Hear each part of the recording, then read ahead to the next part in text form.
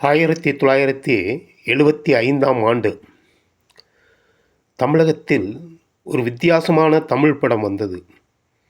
அதுவரை காணாத கதை.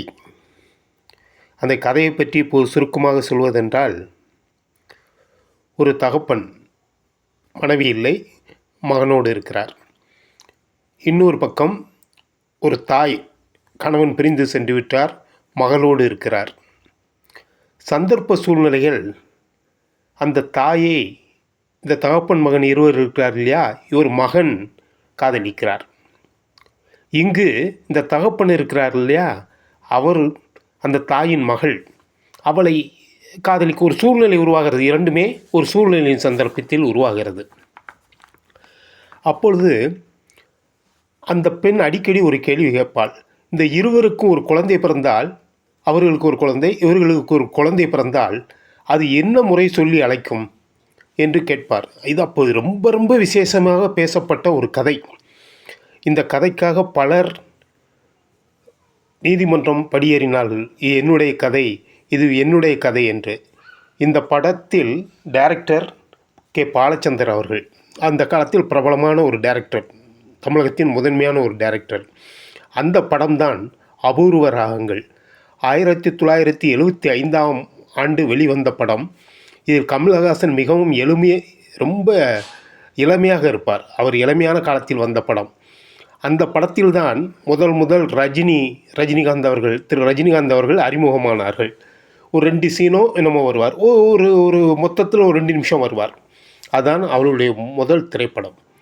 இப்போது இந்த கதை பலரும் சண்டை போட்டாலும், இந்த கதை உண்மையில் எங்குள்ள கதை என்பதை நாம் ஆராயும் பொழுது, விக்ரமாதித்தன் கதையை நீங்கள் படித்திருப்பீர்கள், பெரும்பாலானவர்கள் படித்திருப்பீர்கள். அதில் வேதாளம் கதை என்று உண்டு, இது எல்லாருக்கும் தெரியும். அந்த வேதாளத்திற்கு சொல்லப்பட்ட செய்தி என்னவென்றால், அந்த 25 கதைகளை நீ விக்ரமாதித்தனிடம் சொல்ல வேண்டும். அவன் 24 கதைக்கு பதில் சொல்லி 25வது கதைக்கு யார் பதில் சொல்லவில்லையோ அவன்தான் விக்ரமாதித்தன் என்பதை நீ அறிந்து கொள்ள வேண்டும் என்று சொல்லியிருப்பார்கள். இந்த வேதாளம் என்ற பேய் ஒரு முருங்கை மரத்திலே தொங்கிக் கொண்டிருக்கும். விக்ரமாதித்தன் அந்த கதைகள்லாம் வேண்டாம், உங்களுக்கு தெரிந்திருக்கும். அதை தூக்கி கொண்டு வருவார். அப்போது அந்த வேதாளம் சொல்லும், நான் ஒரு கதை சொல்வேன் அரசனே, நான் ஒரு கதை சொல்வேன். அந்த கதைக்கு நீ விடை தெரிந்து பதில் சொல்லாமல் இருந்தால் உன் தலை வெடித்துவிடும். நீ பதில் சொல்லிவிட்டால் நான் உன்னை விட்டு ஓடிவிடுவேன். இதுதான் அந்த கண்டிஷன். அதே போல் இவர் ஒவ்வொரு கதையும் சொல்லுவார். அந்த வேதாளம் கதை சொல்லிக்கொண்டே வரும். விக்ரமாதித்தன் கேட்டுக்கொண்டே வருவார். கடைசியில் அந்த கதைக்கு பதில் சொல்லி விடுவார். மீண்டும் வேதாளம் இந்த முருங்கை மரத்துக்கு ஓடிடும். பின்பு கஷ்டப்பட்டு அந்த வேதாளத்தை தூக்கி கொண்டு வார். இப்படியே 24 கதை சொல்லியும் சொல்லப்பட்டு அதுக்கு விக்ரமாதித்தன் சரியான விடையை சொன்னதால் அது மீண்டும் அந்த முருங்கை மரத்தில் ஏறிக்கொள்ளும். அதான் வேதாளம் முருங்கை மரம் ஏறிய கதை என்று சொல்வார்கள். அப்படி இருக்கும்போது இந்த கடைசி கதையை சொல்லும். அந்த கதையை மட்டும் இங்கே சொல்கிறேன். அதாவது ஒருவர், அவரும் அவர் மகனும் ஒரு காட்டுப்பாதையிலே சென்று கொண்டிருக்கிறார்கள். அவர்கள் செல்லும் வழியிலே பெண்களோட 2 பெண்கள் போனதற்கான கால் தடங்கள் அங்கே இருக்கும். அந்த கால் தடம் ஒன்று பெரிதாகவும் ஒன்று சின்னதாகவும் இருக்கும். அப்போ இந்த தந்தையும் மகனும் தங்களுக்குள் ஒரு உறுதி எடுத்துக்கொள்கிறார்கள். அதாவது சின்ன தடம் உள்ள பெண்ணை மகனும், பெரிய தடம் உள்ள பெண்ணை தந்தையும் திருமணம் செய்து கொள்வது என்று முடிவெடுத்து செல்வார்கள். அங்கே போய் பார்த்தால் விசித்திரம் என்னவென்றால், சின்ன தடத்துடைய பெண் தாயாகவும் பெரிய தடத்துடைய பெண் அந்த தாயின் பெண்ணாகவும் 2 பெண்கள்.